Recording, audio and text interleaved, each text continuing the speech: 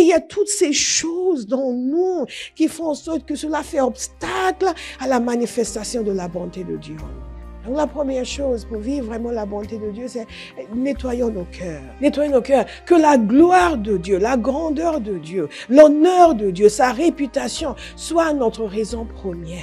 Quand Moïse devait emmener les enfants d'Israël et que Dieu était fâché contre eux, il avait dit non, qu'il n'allait pas les accompagner. Moïse a plaidé pour eux.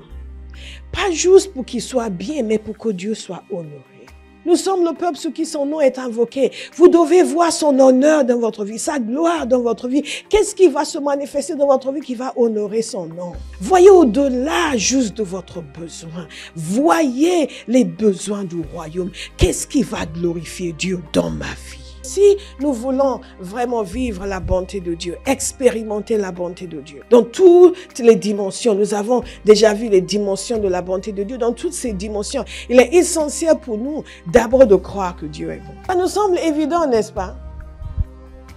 Mais ce n'est pas si évident que ça. Parce que nous avons été programmés pour croire que Dieu n'est pas bon. Ou qu'il est bon, mais pas avec nous. Oui, Dieu est bon de façon théorique et générale, mais nous ne vivons pas vraiment sa bonté. Et une des raisons pour lesquelles nous sommes programmés pour penser que Dieu n'est pas bon, c'est parce que nous n'avons pas décidé de contempler ses œuvres. Et donc, puisque nous ne contemplons pas ses œuvres, nous ne sommes pas imprégnés de la conscience de sa bonté. Ce qui fait que lorsque nous venons vers lui pour lui demander d'intervenir dans une situation, parfois nous plaidons juste pour, comme si nous plaidons contre sa nature. Nous prions comme si nous voulons le persuader, parce que nous savons que normalement il ne voudra pas. Parfois vous entendez les prières des gens, vous sentez une espèce de stress, comme s'il voulait juste pousser Dieu à sortir de sa réticence et faire quelque chose.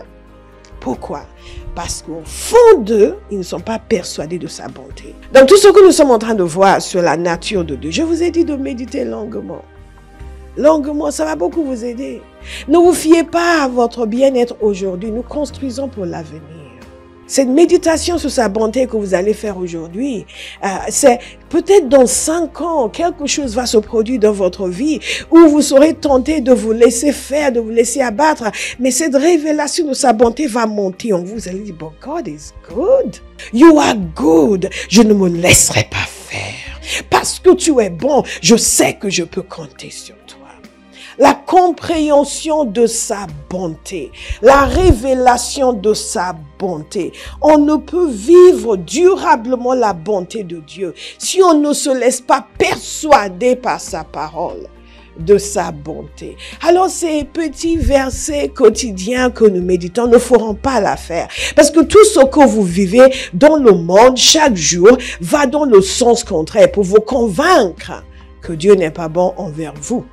Le nombre de fois vous parlez avec des chrétiens, vous les entendez, vous savez que quelque part ils soupçonnent Dieu de ne pas être bon envers eux. Et c'est important pour nous de prier comme le psalmiste, ouvre mes yeux, afin que je contemple les merveilles de ta loi, les merveilles de ta personne, les merveilles de ta présence. Nous sommes infiniment plus aveugles que ce que nous imaginons.